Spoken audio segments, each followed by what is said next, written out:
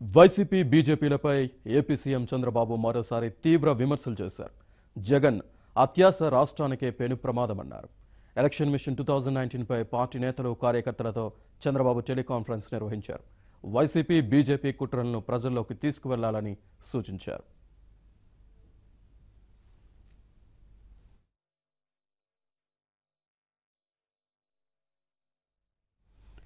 వ్యవసాయం, పారిశ్రామిక రంగాల్లో ఏపీ ముందంజలో ఉందని చంద్రబాబు చెప్పారు.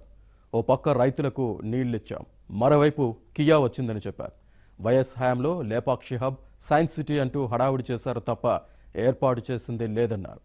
తాను తెచ్చిన హోక్స్ వ్యాగన్ను తరిమేశారని చంద్రబాబు అన్నారు. అంతర్జాతీయంగా ఏపీకి అప్రతిష్ట తెచ్చారని అన్నారు.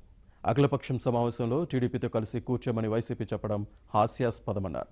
రాష్ట్రం కోసం ఎందుకు కలిసిరారంటూ చంద్రబాబు మండిపడ్డారు. జైల్లో కూర్చుంటారు కానీ అఖిలపక్షంలో కూర్చోరా అంటూ ఆయన సెటైర్లు వేశారు. గతంలో అవినీతి చేశానంటూ వైఎస్ కన్నా సహా పలువురు తనపై 25 కేసులు వేశారని చంద్రబాబు చెప్పారు. వైఎస్ స్వయంగా 13 పిటిషన్లు వేశారని అన్నారు. అయితే తనపై వేసిన పిటిషన్లను కోర్టులు కొట్టివేశాయని చంద్రబాబు తెలిపారు. ఒక్క ఆరోపణను రుజువు చేయలేకపోయారన్నారు. పోలవరం, అమరావతి, పట్టిసీమపై కూడా కేసులు వేశారని గుర్తు చేశారు.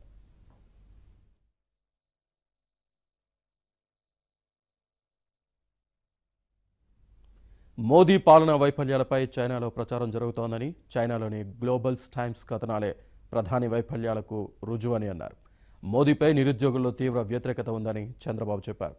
విపత్తు సాయం విషయంలోనూ ఏపీపై మోదీ వివక్ష చూపుతున్నారని ఆయన మండిపడ్డారు. మహారాష్ట్రకు 4,717 కోట్లు ఇచ్చి ఏపీకి 900 కోట్లు మాత్రమే ఇచ్చారని అన్నారు. ఎన్నికలు వస్తున్నందున వచ్చే 60 రోజులు అప్రమత్తంగా ఉండాలని కార్యకర్తలకు సీఎం చంద్రబాబు సూచించారు. కేంద్రం బడ్జెట్ ప్రవేశపెట్టే రోజు బ్లాక్ డే పాటించాలని ఆయన పిలుపునిచ్చారు. వైసీపీ ఎమ్మెల్యేలపై మండిపడ్డారు మంత్రి జవహర్. అసెంబ్లీ చివరి సమావేశాల్లో కూడా సభకు సభ్యులు హాజరు కాకపోవడాన్ని తప్పుపట్టారు. ప్రజా సమస్యల్ని ప్రభుత్వం దృష్టికి తీసుకురాలని విపక్షానిది బాధ్యతారాహిత్యమని అన్నారు మంత్రి జవహర్. ఈరోజు అసెంబ్లీ సమావేశాలు మొదలుపెట్టడం జరిగింది. దురదృష్టవశాత్తు ఈ రాష్ట్రానికి ఒక బాధ్యత లేని ప్రతిపక్షం ఉండడం అనేది చూస్తూ ఉన్నాం. కనీసం ఈ సమావేశాలకు వచ్చి ప్రజల వాణిని, ప్రజల సమస్యలని ప్రభుత్వం దృష్టికి తీసుకొస్తారని అనుకుంటే బాధ్యతారాహిత్యంగా ఈ సమావేశాలకు కూడా ప్రతిపక్షం రాలేదు. దాంతోపాటుగా కేవలం అసెంబ్లీ అనేది ఏదో ఈ ప్రభుత్వానికి మాత్రమే చెందిందని వాళ్ళు అంగీకరించినందుకు ధన్యవాదాలు. దాంతోపాటుగా అఖిలపక్ష సమావేశాన్ని కూడా వాళ్ళు రాకుండా తమ బాధ్యతారాహిత్యాన్ని చాటుకున్న పరిస్థితి చూస్తూ ఉన్నాం. ఏపీలో విపక్షాలు ఇప్పటికైనా కళ్లు తెరవాలని అన్నారు టీడీపీ ఎమ్మెల్యే గోరంట్ల బుచ్చయ్య చౌదరి. అఖిలపక్షం సమావేశానికి ఆహ్వానిస్తే కుంటిసాకులు చెప్పి రావట్లేదంటూ మండిపడ్డారు. ప్రాజెక్టులకు అడ్డుపడే వైసీపీ అసెంబ్లీకి ఎందుకు రాలేదని నిలదీశారు. కళ్ళు తెరవాలి. కొన్ని పార్టీలు ఉన్నాయి, ఇవాళ అఖిల పక్షాన్ని పిలిస్తే మేము రామంటారు. మేము అడుగుతా ఉన్నాం, మీకు చిత్తశుద్ధి ఉంటే రాష్ట్రం మీద మేము నమ్మాం, వారు ఇస్తానన్నారు, కలిసి ప్రయాణం చేశాం, ఇవ్వలేదు, ఇవాళ పోరాటం చేస్తున్నాం. మీరు పోరాటం చేయండి, అంతేగాని కుంటి సాకులు చెప్పి రాష్ట్ర ప్రగతికి అడ్డుపడొద్దండి. పోలవరం ప్రాజెక్టుకు అడ్డుపడతారు, పట్టిసీమకు అడ్డుపడతారు, రాజధానికి అడ్డుపడతారు.